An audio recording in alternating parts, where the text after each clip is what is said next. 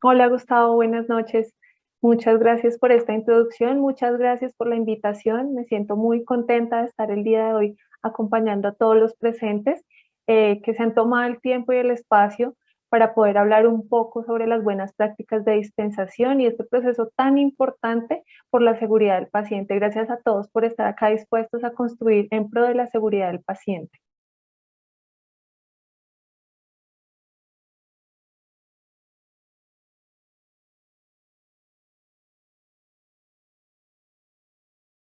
Bueno, vamos a dar comienzo a nuestro tema que nos trae hoy a compartir todos en esta noche. Y pues vamos a dividir la charla en tres pequeños momentos. El nombre de la charla es la dispensación como proceso crítico en la cadena del uso del medicamento. Nuevamente mi nombre es Patricia Zuluaga Arias, soy química farmacéutica, candidata a magíster en farmacología y especialista en seguridad del paciente y procesos clínicos.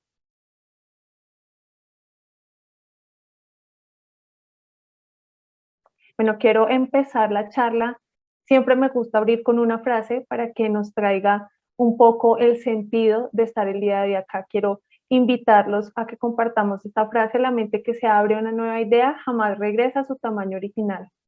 Es importante que estemos dispuestos a encontrar nuevas maneras de hacer las cosas. Yo sé que en el día a día, en el corre-corre de nuestros servicios, a veces no es tan fácil, pero intentemos tomar ideas que veamos que nos puedan servir. Algunos nos servirán unas, algunos otras, pero tratemos de construir un mejor servicio en pro de nuestros pacientes, integrando a nuestros pacientes en la medida en la que podamos conocer otros puntos de vista. Por eso quiero hablar sobre abrir la mente a nuevas ideas.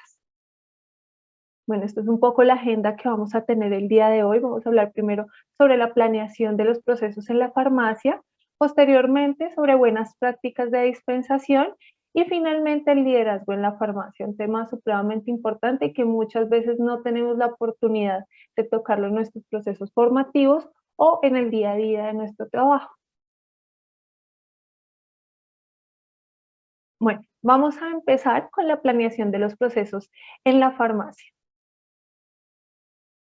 Es importante que tengamos claros varios aspectos que los estamos viendo acá en cuanto a la definición de qué es planeación.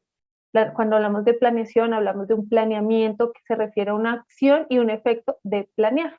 Es muy lógico, pero a veces se nos olvida un poco. Es trazar o formar el plan de una obra. Es decir, es empezar a ver todos los aspectos que van a ser importantes en nuestro servicio, en cualquier proyecto que emprendamos hasta nuestra propia vida, y de ahí debemos partir de cuál va a ser nuestro plan.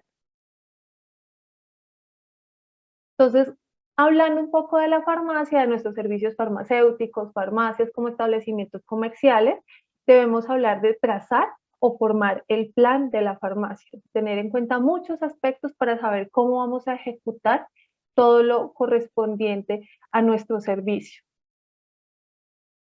¿Qué debemos tener en cuenta? Este plan será la carta de navegación para todos los involucrados. Es importante que esos planes los hagamos pensando en las personas que están involucradas, no solo pensando en lo que yo considero y en lo que para mí es obvio, porque acordémonos en este ejercicio de abrir la mente, no todas las personas procesan ideas, no todas las personas piensan de la misma manera. Lo que para mí es lógico, probablemente para otra persona no. Y viceversa, lo que para otra persona es lógico, es probable que para mí no sea lógico, porque todos no manejamos de pronto los mismos conocimientos o todos no hemos tenido la misma experiencia de vida y la misma experiencia profesional. De la claridad con la que esté hecho el plan dependerán muchos de los resultados que obtengamos.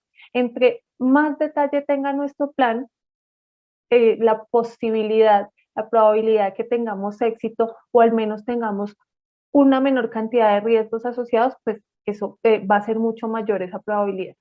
Para poder realizar el plan o mapa se debe conocer muy bien el terreno. Es importante que antes de que ejecutemos, que planeemos y ejecutemos algo, pues conozcamos bien dónde estamos.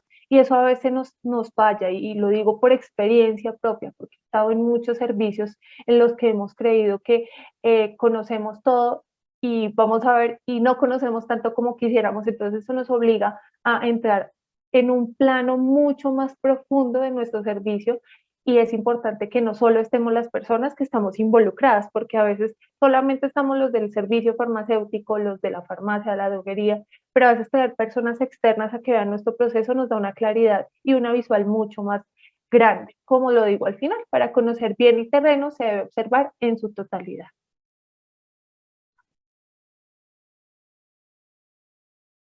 Yo creo que esta imagen ustedes la han visto muchísimo en redes sociales y es importante traerla acá porque tiene que ver mucho nuevamente con abrir la mente. Nosotros podemos ver en ocasiones un 6, en ocasiones un 9, todo depende del lugar donde estemos parados. Siempre pensemos que la persona que está enfrente de nosotros, la persona que colabora con nosotros, es un ser humano que vive la experiencia de vida a través de lo que ha tenido en su pasado. Entonces, todo lo que ha tenido en su pasado le va a enseñar cómo enfrentar, por ejemplo, un proceso de dispensación, cómo vamos a planear el almacenamiento. Todo eso está muy relacionado con el ser humano y a veces se nos olvida y desligamos al ser humano, la persona, sus sentimientos y sus vivencias de los procesos laborales. Y a pesar de que muchas personas dicen, debo separar lo laboral de lo personal, yo considero que no es tan así, porque el proceso laboral lo hacen personas y las personas son un ser que tiene muchas esferas. Entonces acá es importante que nos demos cuenta que no solamente vamos a tener un punto de vista que va a ser único, exclusivo y es el perfecto, sino que estamos con otras personas y que tenemos que respetar y si es el caso, debatir con argumentos su punto de vista, porque también es cierto que yo como ser humano muchas veces me equivoco. Listo, acá quiero mostrarles que es importante integrar todas las variables posibles y prever la mayor cantidad de riesgos. Entonces, acordémonos que tenemos varios componentes y podemos hablar de un proceso que va de las personas y luego va a desarrollar el proceso, o podemos hablar de una tarea, mejor, por decirlo mejor, que está estructurada y luego se la damos a las personas. ¿Cuál de esas dos opciones es mejor? ¿Hay alguna mejor que otra? ¿Las dos se pueden hacer? Creo que esa es una buena pregunta que nos podemos ir haciendo, la vamos a ir tratando de resolver y espero que cada uno pueda desde su lugar de trabajo, desde su hogar, tratar de pensar cuál es la mejor opción, si tener procesos ajustados a las personas o que las personas se adapten a los procesos. Listo. ¿Qué es importante que tengamos en cuenta entonces? Sepamos que los procesos que se diseñen van a ser realizados por seres humanos con sus propias particularidades, como lo acabo de decir, con fortalezas, pero también con limitaciones. Muchas veces cuando hablamos de liderazgo y de ser líder, hablamos de las fortalezas y las cosas buenas y yo puedo y sí, positivismo, pero recordémonos que tenemos limitaciones que probablemente alguno de nosotros se enfrente a una situación familiar fuerte y eso puede afectar su nivel de concentración en el trabajo. Entonces tengamos en cuenta siempre que armemos un proceso que van a estar personas ejecutando. Sería ideal planear los procesos pensando en la farmacia como una organización altamente confiable. Una organización altamente confiable son esas organizaciones que podríamos llamar que tienen alto riesgo, pero que hacen sus procesos también porque han aprendido los errores. Por ejemplo, la, las organizaciones de la aviación ha tenido desastres que han matado a muchísimas personas y es totalmente lamentable, pero ¿qué ha sucedido? Que han sabido aprender de esas fallas, en muchos casos humanas, en muchos casos de maquinaria, en muchos casos las condiciones ambientales y han sabido aprovechar ese conocimiento tan maravilloso y nos han traído ese conocimiento a otro tipo de organizaciones las organizaciones que tienen esa capacidad de ser resilientes y de aprender, nos han traído muchas fortalezas, nos han traído muchos aprendizajes que hemos podido en diferentes ámbitos tomar y tratar de implementar. Entonces, ¿qué caracteriza a una organización altamente confiable? Que se preocupa por la falla, no se preocupa en el sentido de juzga por la falla, sino se preocupa porque sabe que los procesos van a tener fallas, es totalmente confiable. No pensemos que pensar en fallas es pensar en hacer las cosas mal, sino sencillamente son cosas que pueden suceder.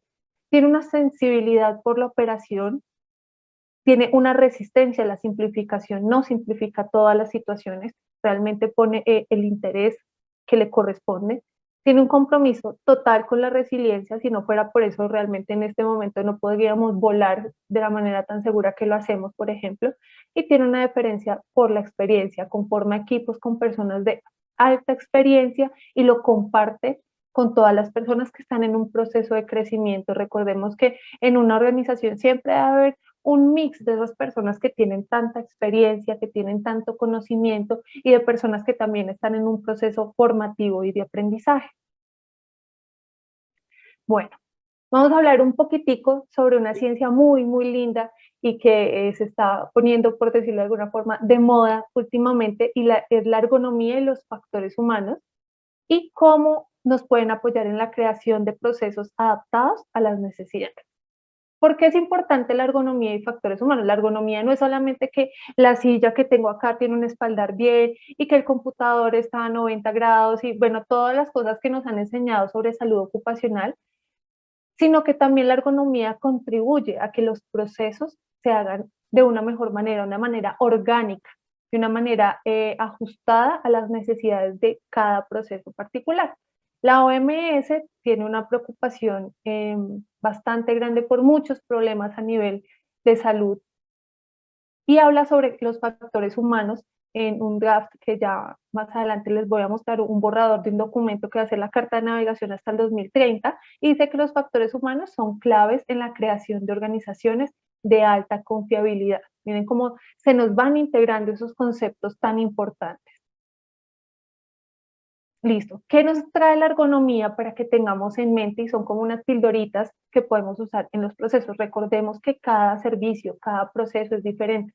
Por eso a veces, y me ha pasado y lo digo con total conocimiento, a veces queremos adaptar procesos de donde veníamos a donde llegamos, y en eso, esa experiencia a mí por lo menos me ha mostrado que no siempre se puede. Hay cosas que podemos adaptar, pero no todos los procesos son iguales, no todas las culturas son iguales.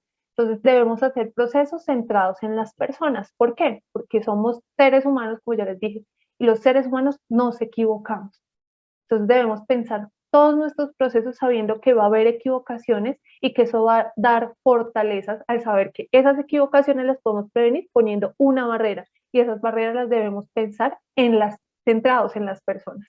Debe haber participación. La ergonomía nos habla sobre construir procesos en los que participen todas las personas involucradas. Yo muchas veces podría tomar la posición de, ok, me voy a sentar, vamos a escribir el procedimiento de dispensación, pero yo no he ido a preguntarle a las personas cómo están haciendo la tarea. Si, por ejemplo, apenas estoy estandarizando un proceso, ¿por qué no voy y le pregunto a las personas cómo lo hacen? Primero, me voy a dar cuenta que todos lo hacen diferente. Y segundo, me voy a dar cuenta que en todas las formas de hacerlo hay fortalezas, y en todas las formas de hacerlo hay oportunidades de mejora. Hablamos de un enfoque basado en el diseño, de un enfoque basado en los sistemas tienen un alto nivel de complejidad y con esa complejidad debemos hacer el diseño de los procesos, y obviamente siempre debemos contar con las herramientas de aprendizaje continuo, aprendizaje de mis vivencias, de la vivencia del otro y del aprendizaje, del fortalecimiento de esas capacidades, de esas cosas que podemos potenciar en nuestro equipo de trabajo. Y pues finalmente eso nos va a ayudar a construir un equipo que está altamente comprometido, altamente capacitado, y que todos los procesos tienen muchas barreras que van a permitir filtrar de alguna forma los posibles riesgos asociados. En resumen, ¿qué es importante? Debemos conocer las necesidades de las personas. ¿Quiénes son las personas? Los colaboradores, las personas que día a día hacen los procesos que nosotros como líderes, o todas las personas, tenemos siempre un líder o podemos llegar a ser líderes, y recuerden que el líder no es el jefe, el líder es la persona que toma una posición de liderazgo sin importar su rol dentro de la compañía. También los clientes, porque nosotros podemos crear un procedimiento, voy a decir cualquier cosa. Podemos hacer que para evitar riesgos asociados a sustracciones de medicamentos o robos o cualquier cosa, vamos a poner una ventana polarizada y voy a poner un vidrio polarizado completamente, y yo veo hacia afuera, pero el cliente, mi paciente, esa persona que va a interactuar conmigo no me ve. ¿Qué mensaje le lleva a eso a la persona que está enfrente mío? Que de repente está con una máquina, no tiene una interacción, no siente esa conexión. Y nosotros cuando hablamos de interacciones en seres humanos necesitamos hablar de conexiones. Y pues obviamente los líderes también están ahí involucrados. Tenemos que conocer muy bien el entorno y tenemos que conocer las limitaciones y riesgos de nuestros servicios. Las limitaciones es importante, recordemos que no hay servicios perfectos, pero pues con esa imperfección podemos hacer muchas cosas. Y finalmente, ¿cuál es mi objetivo? Diseñar procesos que se ajusten a la realidad de mi servicio, de mi clínica, de mi droguería, de mi farmacia, al establecimiento en el que ustedes trabajan, y no piensen que porque es una farmacia pequeña o que porque es una farmacia hiper mega gigante son diferentes. Obviamente de pronto tendrán diferentes complejidades, pero en todas partes podemos aplicar estos conceptos.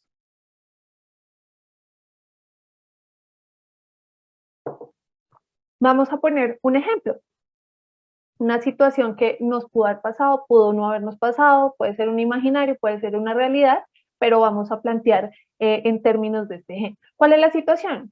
Hay una confusión de medicamentos y hay una dispensación errónea. Yo creo que para muchos esto es conocido, nos ha sucedido, me ha sucedido, nos ha sucedido como clínica, nos ha sucedido a otros colegas, bueno, en fin, no es algo que no suceda, y gracias a Dios en la mayoría de ocasiones no tiene unas implicaciones muy graves, pero en otras podría llegar. ¿Cuál es la solución propuesta? Vamos a marcar las ampollas con stickers de medicamentos LASA. Para las personas que de pronto no identifican el término LASA, viene del inglés look alike, es decir, que se ven iguales o similares, y sound alike, que suenan iguales. Entonces los medicamentos LASA son esos medicamentos o que se parecen en su apariencia o que suenan muy similares. ¿Cuál es el resultado de esa intervención que yo propuse? Se siguen presentando confusiones. Y yo digo como líder, ve, ¿qué pasó acá? ¿Qué es lo que está sucediendo? Que eso que yo propuse, que según mi conocimiento era la solución perfecta. Entonces yo los invito a que piensen 2 segunditos qué pudo haber pasado, qué está sucediendo con esas intervenciones que yo estoy haciendo como líder. ¿Listo? Entonces el encargado de la farmacia, ya haciendo un poco más de investigaciones, se acerca a los colaboradores y les pregunta cómo están llevando a cabo la dispensación de los medicamentos que se están confundiendo. Lo que yo les digo, ir a preguntar. Al realizar el análisis se da cuenta que en el área de ese estante de almacenamiento no hay iluminación debido a un daño eléctrico. Resulta que, como todos sabemos, nuestras farmacias tienen muchos estantes, en esa precisamente el bombillo estaba dañado. Eso es lo que ha pasado, pues como desde lo ambiental. También les preguntó y dijeron los auxiliares, las personas que apoyaban en la farmacia, que hay una presión constante para entregar rápido los medicamentos. Ustedes saben que en muchos de nuestros servicios se debe hacer las cosas ya, en el momento, y es absolutamente vital la rapidez, pero pues a veces también hay que sopesar los riesgos y tratar de conciliar un poquito. Y los colaboradores no conocen los riesgos de confundir los medicamentos. Entonces, ¿cuáles fueron las nuevas medidas teniendo en cuenta este caso? Primero, pues que se dieron cuenta que marcar los medicamentos no funcionó, pues, había otras cosas que estaban influyendo en ese proceso. ¿Cuáles fueron las nuevas medidas? Arreglar desde el punto de vista eléctrico ese daño que había, favorecer la iluminación, porque era un lugar supremamente oscuro y realmente a veces no es tan sencillo para todo el mundo, no todos tienen las mismas capacidades visuales. Yo les confieso, tengo que usar gafas absolutamente para todo porque no veo bien, entonces muchas personas a veces no tienen tampoco la corrección visual adecuada, entonces eso influye mucho. Socializar los riesgos de las confusiones. Claramente hay muchos medicamentos que si se confunden, el grupo terapéutico es el mismo, entonces no va a haber tanto riesgo, pero conocemos grupos terapéuticos que, por ejemplo, suenan muy parecido o que las ampollitas son súper parecidas y el riesgo puede ser mortal. Entonces, digamos que decirle a las personas, involucrarlas en el proceso, sensibilizar sobre qué sucede si yo me confundo. Eso es supremamente importante porque si yo no conozco los riesgos, pues tampoco soy sensible hacia las acciones de mejora que debo hacer.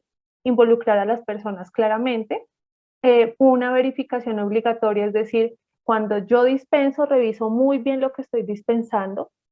Cuando entrego, solicito a la persona que me está recibiendo que por favor verifique, y esto de manera obligatoria. Incluso pues se hacían como rondas de verificación, de pronto había un incógnito ayudándonos como en el proceso de verificar, y el resultado finalmente, ¿cuál fue? La disminución de los errores de dispensación. Miren que la solución no era ponerle un sticker que dijera medicamento LASA, sino era entrar más al fondo de la situación y obviamente pues socializarlo y también ver las necesidades de los otros. Entonces acá es un poco donde resumo eso que acabamos de comentar. Entonces miren qué sencillas, las medidas tan sencillas como iluminar el lugar que, en el que se realiza la dispensación, socializar con el equipo, hacer un chequeo de la actividad que yo estoy realizando, pues dio como resultado una mejora en las prácticas de dispensación y en la seguridad del paciente finalmente. Entonces, con esto quiero cerrar un poco la idea de todo esto que acabamos de ver y dejarlos con esta reflexión y es decirles, lo que funciona en otro lugar puede o no funcionar en mi sistema. Miren que no era marcar los medicamentos con el sellito de LASA. Cada farmacia tiene sus particularidades y como tal debemos adaptar los procesos a cada situación. Entonces, este es como el mensaje más importante. Si ustedes se quedan con esto, yo de verdad que quedo súper feliz, se me llena el corazón y que podamos pensar cada vez que estamos escribiendo un procedimiento o haciendo algo, cómo lo puedo hacer mejor, cómo puedo contribuir a la seguridad del paciente y cómo puedo involucrar a todos los actores que tienen que ver con este proceso. Listo. Entonces ahora para continuar, vamos a hablar sobre las buenas prácticas de dispensación. ¿Qué es la dispensación? Digamos que eh, hay muchas definiciones. No quiero traer alguna definición en especial porque aquí estamos reunidos personas de varios países de Latinoamérica y la normatividad, si bien es muy armonizada de alguna forma, tiene algunas diferencias. Entonces, no quiero casarme con una definición de un país. Yo soy de Colombia, pero pues acá hay gente de Perú, de México, de Chile, bueno, de todos los países de Latinoamérica que les tengo un gran cariño y quiero como tratar de ser lo más general para que nuestros conceptos apliquen a todas las personas que nos acompañan el día de hoy. Entonces, ¿qué tiene que ver con dispensación? Obviamente hay una entrega, es como lo más lógico que es dispensar, entregar.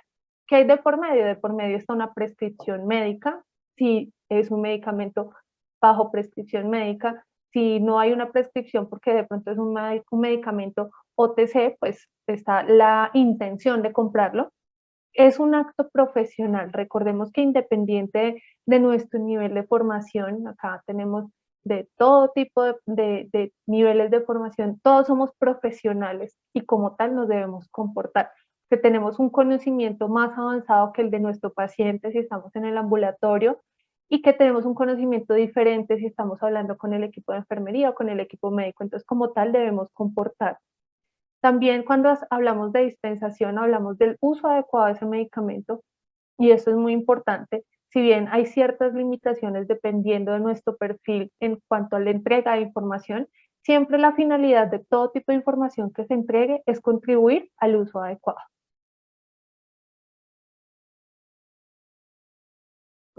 Y esto nos trae pues a hablar sobre una dispensación informada que está muy relacionada con el uso adecuado.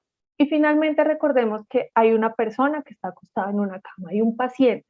Y nosotros estamos hoy acá por ese paciente, porque si nosotros escogimos este oficio, esta profesión, esta ocupación, es porque somos capaces de entender la importancia que tiene nuestro acto sobre la vida de un paciente. Siempre que estemos entregando un medicamento, acordémonos que hay una persona que está acostada en una cama de hospital o que está en su casa esperando su medicamento. Recordemos que ese paciente puede ser nuestro familiar o que incluso ese paciente vamos a llegar a ser en algún momento nosotros. En algún momento nosotros seremos pacientes si no lo somos ya y también quisiéramos recibir esa atención humanizada. Listo. Entonces, finalmente, la intención de la dispensación, como les digo, es entregar un medicamento y nuestro fin es contribuir a ese uso adecuado del medicamento, que todas nuestras acciones vayan enfocadas al uso adecuado del medicamento. Por favor, nunca olviden esto. Bueno, vamos a hablar entonces de la otra parte que nos decía buena práctica. Entonces son buenas prácticas de dispensación. Ya hablamos de dispensación, ahora hablemos de qué es una buena práctica.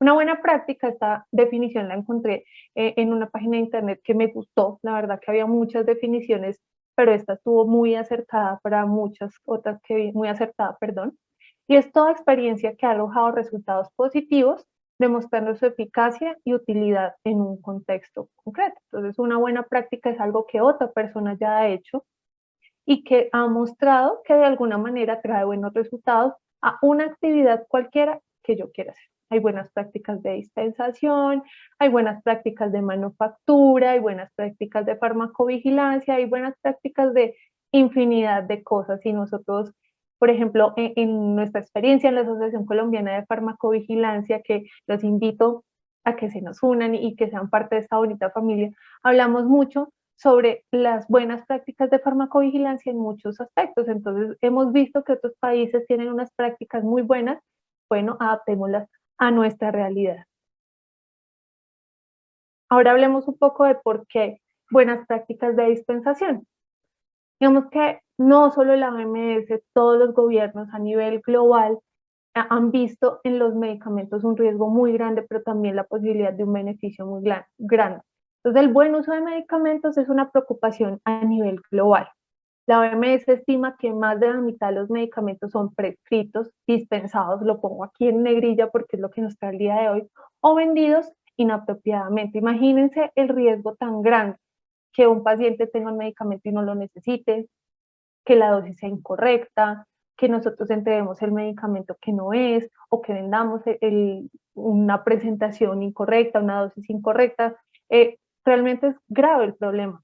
La OMS ha entendido esto y ha hecho muchas cosas, ha tenido muy buenas iniciativas para tratar de mejorar la seguridad en el uso de medicamentos.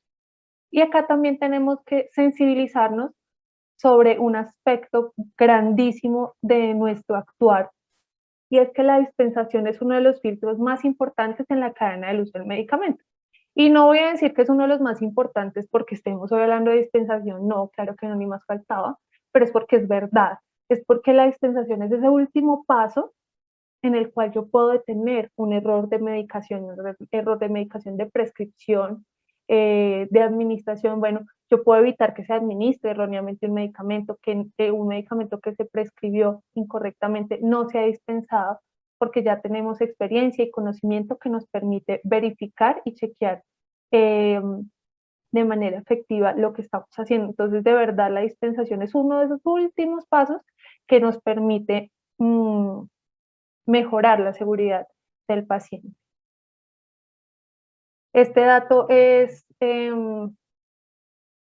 pues muy importante tenerlo en cuenta, nos puede llenar un poquito como de susto, pero también nos puede llenar un poquito o bastante de motivación para trabajar.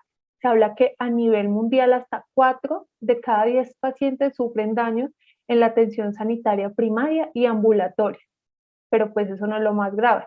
Lo más grave y donde tenemos que entrar a intervenir, tenemos mucha posibilidad de trabajar, es que hasta el 80% de sus daños se pueden prevenir. Los errores más perjudiciales están relacionados con el diagnóstico, la prescripción y el uso de medicamentos. Miren la responsabilidad tan grande que tenemos y la oportunidad tan bonita de contribuir a la seguridad del paciente. Recordemos que la diferencia en muchas ocasiones entre un veneno y un medicamento que pueda servir es la dosis. El mismo medicamento que puede salvar, ese mismo medicamento puede llevar a consecuencias que no deseamos. Entonces también es un punto muy importante tener en cuenta. La OMS nos dice que los errores de medicación son una de las principales causas de lesiones y daños evitables en los sistemas de atención sanitaria. Se estima que en todo el mundo el costo asociado a los errores de medicación asciende a unos 42.000 millones de dólares anuales. Es una cifra grandísima y que sea evitable, pues es nuevamente un llamado a qué podemos hacer. Recordemos también que los medicamentos son una de las intervenciones terapéuticas más común que otro tipo, más común que las cirugías, más común que la terapia física, bueno, más común que muchas otras, porque con el medicamento se ha probado que se tiene un muy buen nivel de beneficio y es digamos, la manera de empezar terapéuticas en muchos casos antes de cirugías probamos con medicamentos, muchas veces lo único que podemos hacer para tratar una condición es dar medicamentos, muchas veces para poder suplir una función del cuerpo, que es lo único que yo puedo hacer, dar medicamentos. Estos eran los documentos que yo les hablaba que la OMS ha tenido como caballito de batalla en los últimos años. La OMS está muy preocupada para hablar sobre medicación sin daño. Medication Without Harm es una iniciativa que viene la OMS liderando desde hace unos años, que lamentablemente no ha podido tener el despliegue que se haya querido, y obviamente con este tiempo pandémico un poco se ha parado, pero la OMS también está tratando de retomar, digamos que tuvo Medication Without Harm como el tercer desafío global en cuanto a la seguridad del paciente, y lo está retomando esas iniciativas en el draft. Yo les hablaba de un borrador que va a ser el plan de acción global de 2021 a 2030. En este momento está en el tercer borrador, creo que ya está pronto por salir la versión final, y nos habla no solamente de medicamentos, es uno de los eh, frentes de acción más importantes, sino nos habla de muchas otras cosas también asociadas a la atención, principalmente hospitalaria, pero pues que nos puede servir también como conocimiento, y esto es importante que lo tengamos en mente. Bueno, ¿qué es importante también hablar? Decir que las buenas prácticas de dispensación son parte de una buena cultura de seguridad. Una institución, una farmacia, una droguería, un servicio farmacéutico, como sea que llamemos nuestros establecimientos, si tiene una buena cultura de seguridad, debería también tener en mente unas buenas prácticas de dispensación. Aquí es importante que yo les diga algo, y es que hay países en Latinoamérica que tienen fuentes oficiales de buenas prácticas de dispensación. El documento existe y está dentro de la agencia regulatoria sanitaria de ese país. Entonces, si ustedes quieren saber, pues pueden entrar a la agencia regulatoria de su país. Hay algunos países que tienen las buenas prácticas, hasta Perú. Nosotros lamentablemente en Colombia no tenemos establecidas unas buenas prácticas como documento oficial, pero podemos generar documentos privados. Las buenas prácticas de dispensación deberían estar establecidas, socializadas e implementadas en todas las farmacias. Ojalá pudiéramos hacerlo. Yo sé que no siempre es sencillo, no siempre está el tiempo y no siempre están los recursos, pero intentémoslo de a poco, ir impregnando esa cultura de la seguridad. Acá pues es importante que tengamos en cuenta algunos elementos que son indispensables y que debemos considerar si vamos a hablar de buenas prácticas de dispensación o si vamos a generar un documento como tal. Entonces recordemos que en la dispensación interfiere una prescripción, hay un dispensador que es la persona que va a ejecutar el proceso de dispensación, obviamente que hay un medicamento y debemos tener en cuenta todas las consideraciones relacionadas, si son medicamentos LASA, si son medicamentos, por ejemplo, que tienen condiciones de almacenamiento especiales, cualquier cosa relacionada con el medicamento, conocer muy bien los potenciales efectos tóxicos, no para de pronto ir a dar una indicación, pero sí para conocerlo y para yo tener conciencia de los riesgos que está corriendo el paciente y que yo puedo mitigar. Obviamente el paciente, no, pues creo que no hay duda al respecto, el paciente o consumidor, dependiendo del ámbito que hablemos, y finalmente el proceso y el ambiente. Entonces acordémonos de cómo vamos a evaluar el proceso, cómo vamos a evaluar la situación ambiental que nos pueda interferir, que nos pueda afectar el proceso de dispensación. ¿Qué podemos tener en cuenta hablando del proceso o del ambiente? Entonces tenemos que hablar de asignación de recursos, no podemos hablar de buenas prácticas de dispensación si no hay una asignación de recursos para lo que podamos necesitar. ¿Se acuerdan el ejemplo? Pues en el ejemplo necesitábamos arreglar una bombilla. Eso requiere asignación de recursos. Necesitamos capacitar personal. Eso requiere que yo asigne una tarde de su jornada y que sea paga para que la persona pueda estar. Debo revisar el flujo de personal, cómo está circulando las personas, eso interfiere en mi proceso, debo revisarlo muy bien.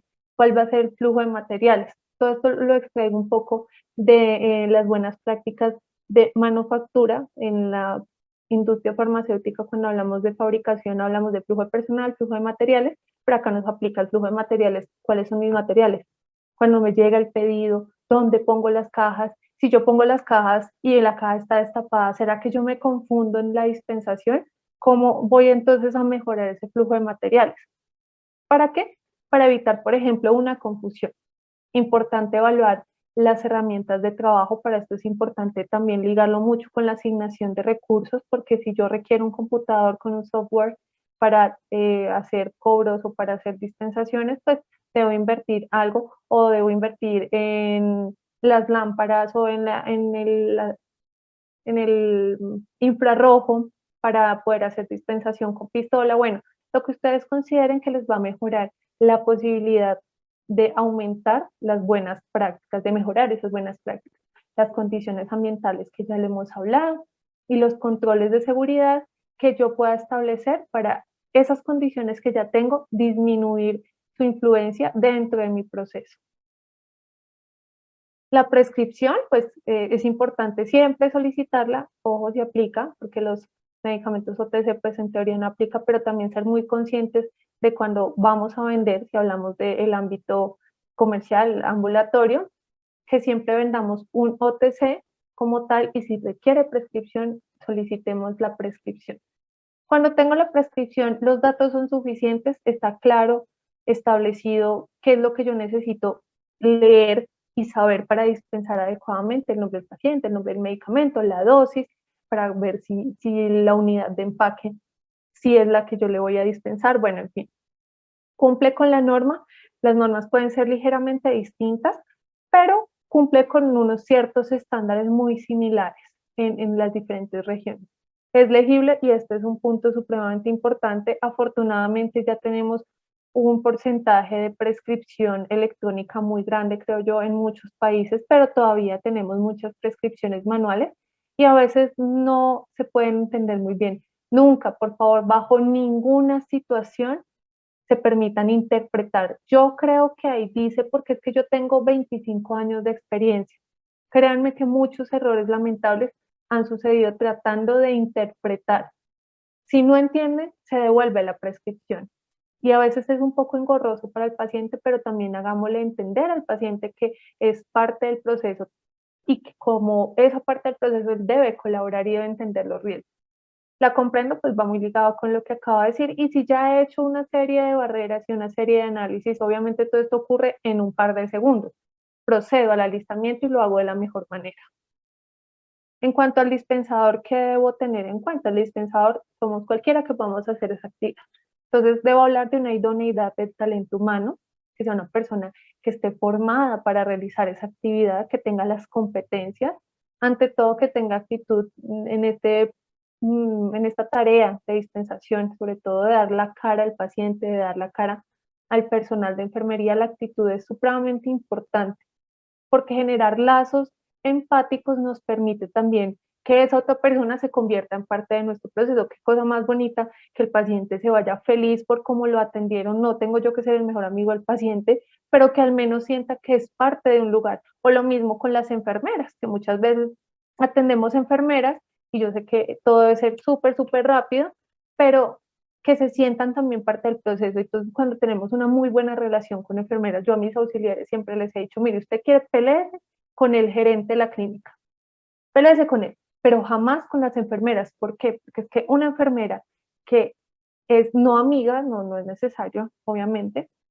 pero sí que sea partner, que sea esa persona que trabaja en conjunto, va a ayudar a que mi proceso sea mejor, va a ayudar a que mis errores también puedan ser mitigados por ella, porque yo no estoy diciendo que yo no me voy a equivocar, pueda suceder, la enfermera me va a ayudar, la enfermera me va a ayudar a mejorar los procesos. Entonces, enfermería es supremamente importante en nuestro quehacer como servicio farmacéutico, vamos a hablar hospitalario. Y el paciente, obviamente, en mi quehacer diario en la administración ambulatoria. Debo tener en cuenta las necesidades de las personas, acordémonos, como les acabo de decir, bueno, hace un momentito, que las personas tienen necesidades, que las personas tienen una vida, y no es que nos vamos a sentar a llorar todos juntos, pero también tratar de entender que hay situaciones que debo, como líder, entrar a evaluar y ver si en un momento determinado esa persona está 5 sentidos y está en la capacidad de hacer una buena dispensación. Una persona que tiene su mente en otro lugar no siempre podrá ayudarnos muy bien con las tareas de dispensación. Entonces, tomemos ese talento humano que de pronto hoy tiene alguna situación en particular y pongámoslo a hacer una tarea en la que nos pueda apoyar muy bien, pero que de pronto ese nivel de detalle no va a ser tan relevante como en el proceso, en la acción de dispensar. El conocimiento y la actualización es supremamente importante. Siempre debemos ser estudiantes eternos. Debemos educarnos, conocer sobre nuevas técnicas, sobre nuevas posibilidades, sobre los riesgos de los medicamentos, es supremamente importante, y siempre potenciar las fortalezas. Siempre tenemos en nuestros equipos personas que tienen fortalezas en uno o en otro aspecto, entonces potenciemos las fortalezas para que sean mucho mayores que las oportunidades de mejora. Desde el punto de vista del medicamento, y muy ligado al tema de prescripción, pues hablar del tipo de medicamento, si es de venta libre, si es de prescripción, ubicar el medicamento dentro del estante, obviamente. ¿Es el medicamento correcto? Verifiquemos otra vez. Obviamente el proceso pues, de alistamiento con las consideraciones pertinentes y las condiciones del medicamento en las que yo lo entrego. Por favor, verifique que estoy entregando su medicamento, por favor que el paciente o la persona verifique y en buenas condiciones.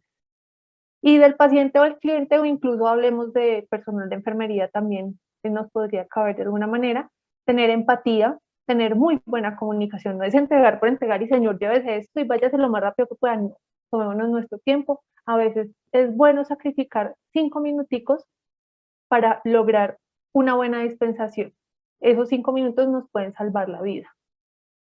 La información que podamos desde nuestro rol entregar, poner a su disposición nuestro conocimiento y no es como que vamos a ir a prescribir al paciente, señor, esto es lo mejor, usted no tome eso, no, es una prohibición en todos los países, no debemos cambiar indicaciones, sencillamente entregar la información que desde nuestro rol nos compete. Ayudar al paciente o al cliente o a su enfermera que corresponde en la asimilación de la información. Si no entendió, no es como, ay señor, no entendió, no, ayudémosle si podemos hacerlo. Si no, remitámoslo donde el personal, donde nuestro líder de servicio para que nos apoye. Y empoderamiento y participación del proceso.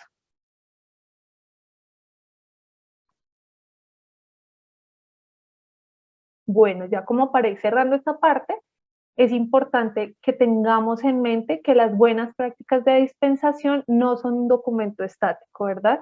No es como que yo hice el documento y chao, chao, me fui, no.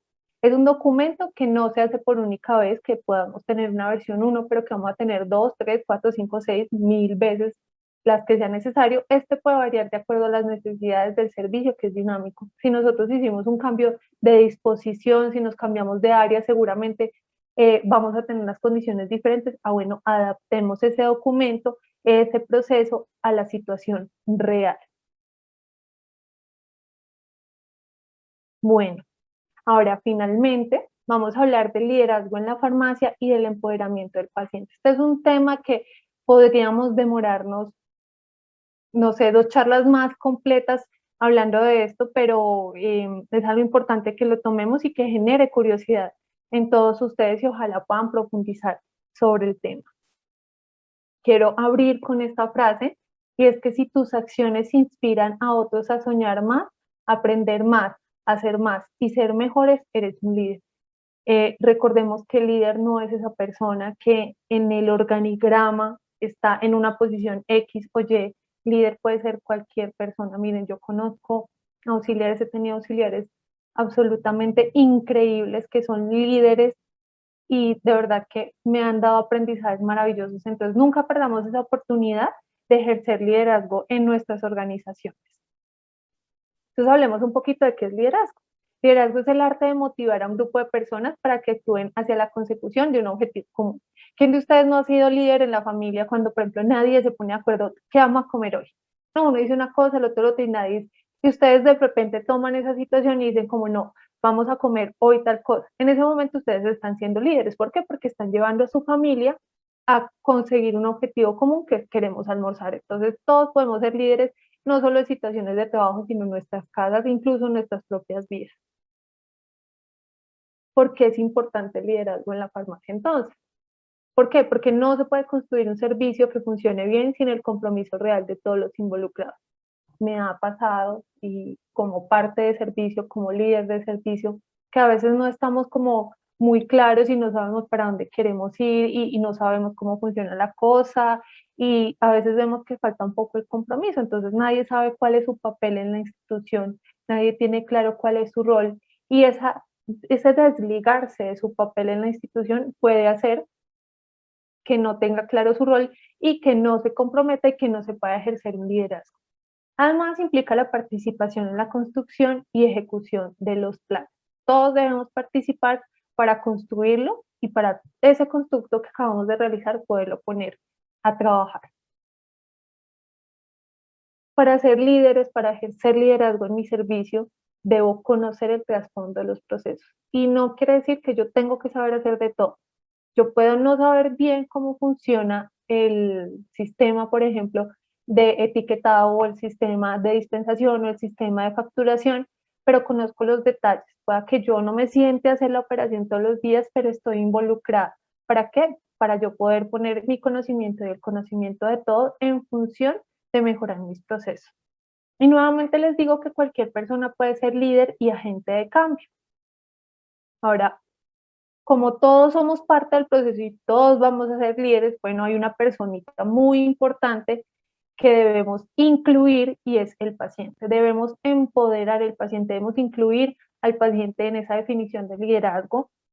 Debemos ser líderes apoyando al paciente y debemos generar empoderamiento del paciente. Entonces, cuando hablamos de empoderamiento del paciente, es ese paciente que es consciente de su situación, que es consciente, hablemos de medicamentos, de su terapia, y se dice, por ejemplo, que los pacientes que son conscientes de la importancia de un buen uso de los medicamentos pueden comprometerse más fácilmente con sus terapias. ¿Se acuerdan que hablábamos hace un rato que si yo no conozco el riesgo, si no conozco las consecuencias de mis acciones, a veces no puedo dimensionar la necesidad de tener buenas prácticas, por ejemplo, de dispensación? Asimismo pasa con los pacientes. Hay muchos pacientes, yo creo que todos en la casa tenemos este tipo de pacientes, nuestros papás, nuestros hermanos, tíos, abuelos, lo que sea, que no se toman juiciosos los medicamentos y sufrimos. De verdad, para mí esto es un sufrimiento. Eh, es como, lo pasé con familiares muy cercanos de, por favor, tome su antihipertensivo y es un nivel de frustración grandísimo, pero es porque ellos no entienden, porque, por ejemplo, la hipertensión arterial es una enfermedad totalmente silenciosa. Si yo no me tomo el medicamento, no me doy cuenta. ¿Cuándo me doy cuenta? Muchos pacientes, por ejemplo, dicen, no, eso yo no me lo tomo porque no es importante.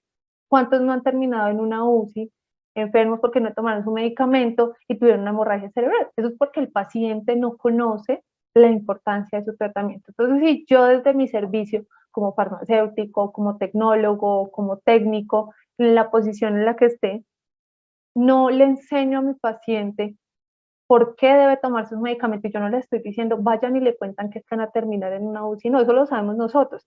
Démosle la información digerida para que ellos digan, ay, sí, verdad que sí, necesito tomar mi medicamento. Entonces, explicarle, vamos a tener una reducción del riesgo cardiovascular, si vamos a hablar en términos un poco técnicos, bajar esa información a los términos del paciente. Ojo que siempre debemos evaluar el tipo de paciente con el que estamos. Hay pacientes a los que les podemos hablar en términos muy técnicos y nos van a entender divinamente, pero hay pacientes que no y debemos bajarle la información hasta el nivel que corresponde en ese caso. Entonces también debemos empezar a leer a nuestros pacientes.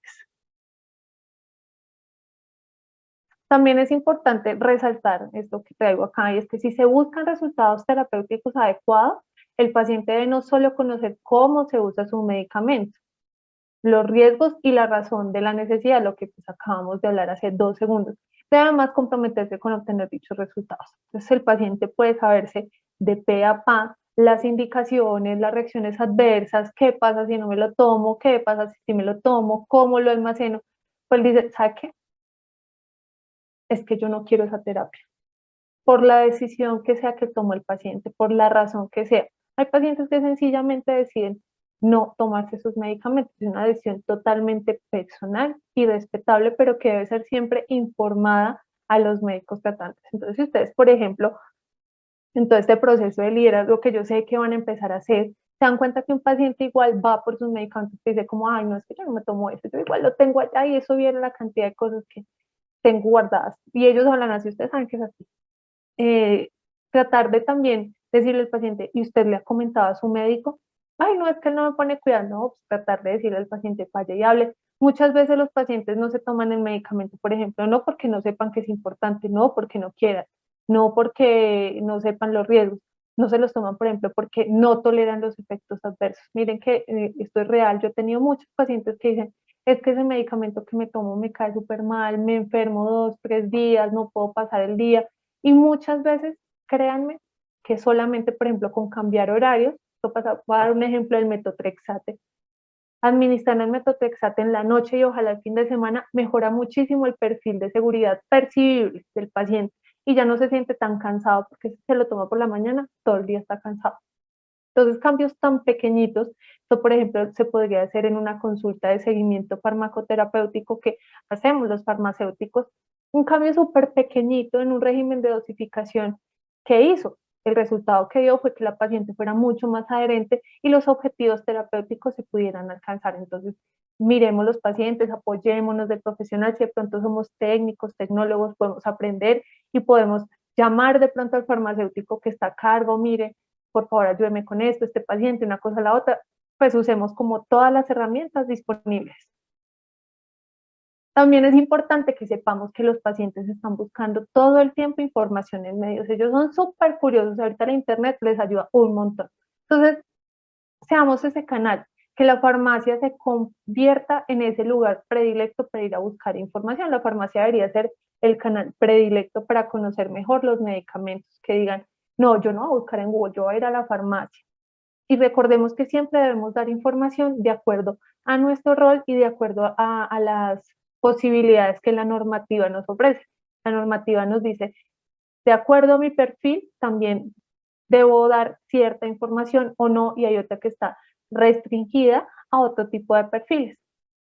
Y finalmente, pues también es importante lograr que el paciente confíe en el personal sanitario y acuda para obtener información. ¿Qué pasa? Que a veces los pacientes no conocen o no confían en el personal sanitario y por eso van a las redes a buscar información y la pandemia nos mostró lo peligroso que puede llegar a ser tener como información tan disponible. En muchos casos ha sido pues bastante de bastante daño, ha generado muchísimo daño, incluso hemos tenido muertes por buscar información, pacientes que sencillamente toman la decisión de ir y tomar tal medicamento por esa falta esa falta de información y por no conocer dónde puedo ir a buscar información correcta, sobre todo eso, porque no conocen dónde pueden ir a buscar información correcta.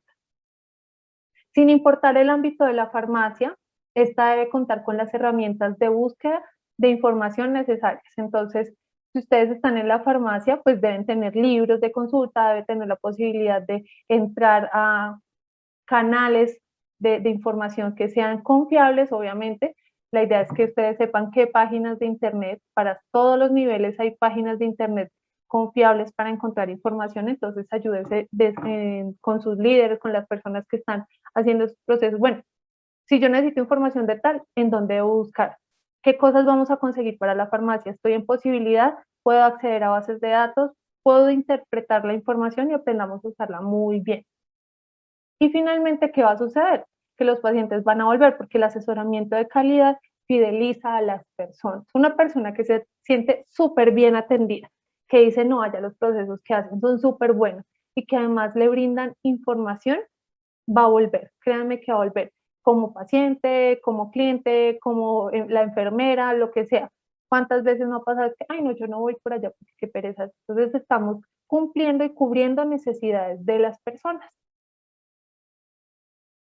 Aquí quiero traerles este apartado de la Organización Mundial de la Salud y es que la alfabetización sanitaria, que es un proceso demasiado importante en el ámbito sanitario y que ayuda a que los pacientes se empoderen, ellos lo han definido como las habilidades cognitivas y sociales que determinan la motivación y las capacidades de las personas para acceder, comprender y utilizar la información de manera que promueva y mantenga una buena salud. Entonces es lo que acabamos de hablar, o sea, creo yo que este es como el resumen perfecto de todo lo que dijimos, dar información, dar la mejor información, tener acceso a la información y asegurarnos que el paciente comprende la información. Estamos logrando y estamos contribuyendo a la alfabetización sanitaria. Al mejorar el acceso de las personas a la información sanitaria y su capacidad para utilizarla eficazmente, la alfabetización sanitaria es fundamental para el empoderamiento. No lo digo yo, lo dice la Organización Mundial de la Salud. Entonces, empoderar es algo de verdad supremamente importante, necesario y que debemos conocerlo. Pero primero, ¿quiénes debemos estar alfabetizados desde el punto de vista sanitario? Nosotros. Necesitamos ser actores que proban información de calidad. Por favor, salgámonos de lo típico, no busquemos en Google, no, no. De verdad, tratemos de acceder todos desde nuestro perfil, desde nuestra formación, podemos entrar en esa dinámica de acceder a la mejor información y tratemos de hacerlo también en nuestras familias, educar a nuestras familias para que busquen buena información o que qué rico también que nos convirtamos en esos actores. Miren, yo puedo decir que no ha sido fácil, pero por ejemplo en mi familia he logrado que ellos traten cada vez más de buscarme, no me importa si es la hora X, Y, Z, trato de en lo posible poderles resolver sus dudas de medicamentos, pero al menos ya saben que no deben creer en las cadenas de WhatsApp. De verdad, es una experiencia muy personal, pero muy real. Bueno, creo que con esto cerramos el día de hoy. Yo podría quedarme aquí hablando con ustedes muchísimo más tiempo, de verdad que es algo que me apasiona, que me gusta, que lo disfruto. Espero de verdad poder haber contribuido, así sea un poquito, de verdad que con una cosa que se hayan quedado el día de hoy, yo me voy totalmente feliz. Eh, Estoy disponible para todos ustedes si quieren conectar por redes sociales. Yo estoy en LinkedIn como Patricia Zuluaga Arias. Bienvenidos todos. Abierta para las preguntas que puedan tener. Sé que vamos a tener un espacio de preguntas, entonces, nada, nuevamente muchas gracias por estar el día de hoy, por dedicar estos tiempos, estos espacios para formarse como mejores profesionales en su quehacer y muchas gracias nuevamente por la invitación. Un abrazo desde Colombia y buenas noches.